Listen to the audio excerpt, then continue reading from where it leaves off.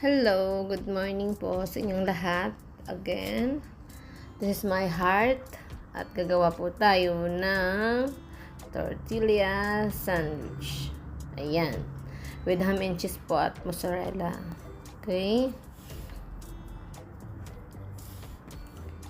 Ayan, at meron po tayong dalawang itlog. Batahin na po natin. Okay, tapos nilagyan ko na rin yan ng asin at paminta para magkalasa.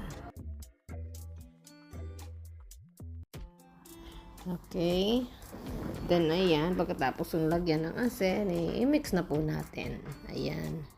Haluin para talagang pumasok yung asin at paminta sa loob ng itlog. Ayan. Then, ihanda na natin ang kawali.